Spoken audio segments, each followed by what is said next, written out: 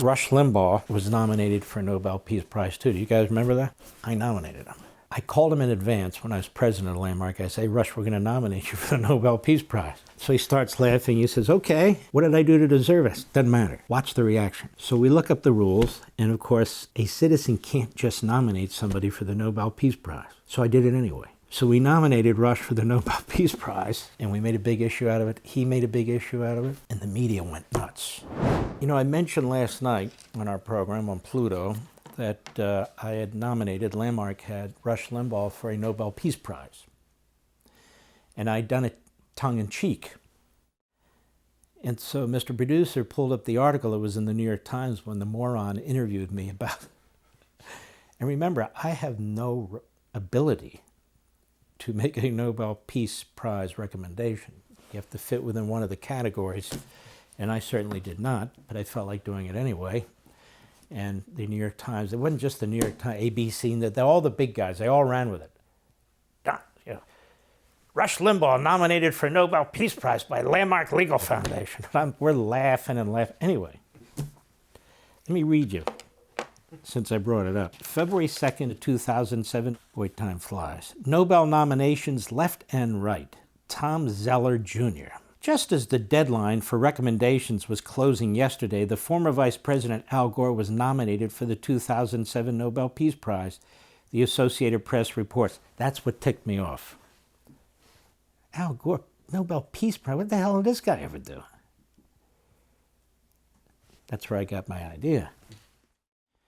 Two Norwegian parliament members put forth the nomination, as well as one for the Canadian Inuit activist, Sheila Watt Collier. So I'm watching this, I'm going, wait a minute. I got a nominee too. Said Mr. Bush, a prerequisite for winning the Nobel Peace Prize is making a difference, and Al Gore has made a difference. Al Gore, like no other, has put climate change on the agenda. Gore uses his position to get politicians to understand, while Sheila works from the ground up. Sheila is just another nominee out of Canada. Mr. Gore has been a dogged advocate for the environment and an evangelist for addressing the potential ravages of global warming. His film, An Inconvenient Truth, which documents the science behind climate change estimates, has been nominated for an Oscar. Whoa, wow, that's a toughie.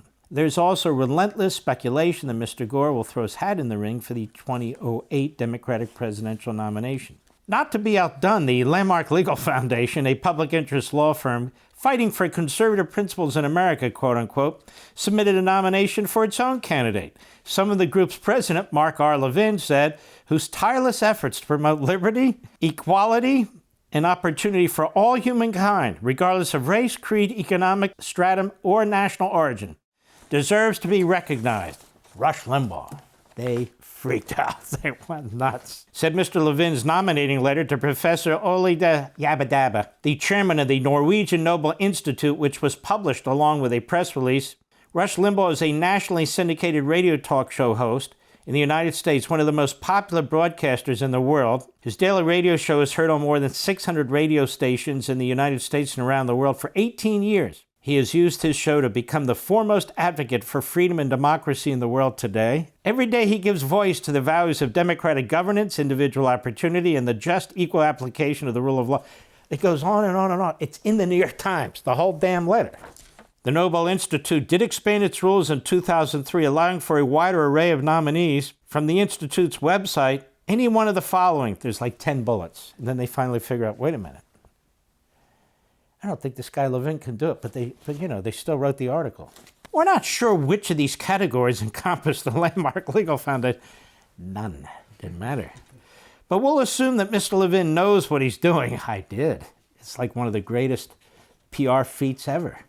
It's worth noting, however, that the Nobel Institute adds this suggestion at the same website. So here we have the New York Times debating whether or not I have the authority to do it, which of course I didn't.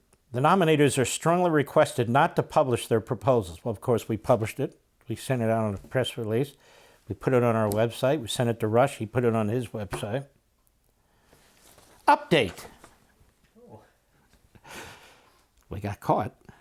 To all the posters and mad emailers who complained that the nomination of Mr. Limbaugh was a hollow gesture, and likely made with no hope of success. Well, yes, we apologize for assuming that this was obvious. They didn't assume it was obvious, did they? We punked them. It is rendered more so given that, as many readers have also pointed out, the Nobel Institute extends invitations for nominations. And Mr. Levin's letter was, as he himself noted, unsolicited. We hope this clarifies things. Now chill. So that's bullcrap from them because, oh, we thought you knew. They didn't know, which is why, look at this. There's 3 damn pages on it in the New York Times. And by the way, even when they were done, the wire services, they still ran with it. Everybody ran with it. And we loved every damn minute of it. For all this and much more, sign up for Levin TV.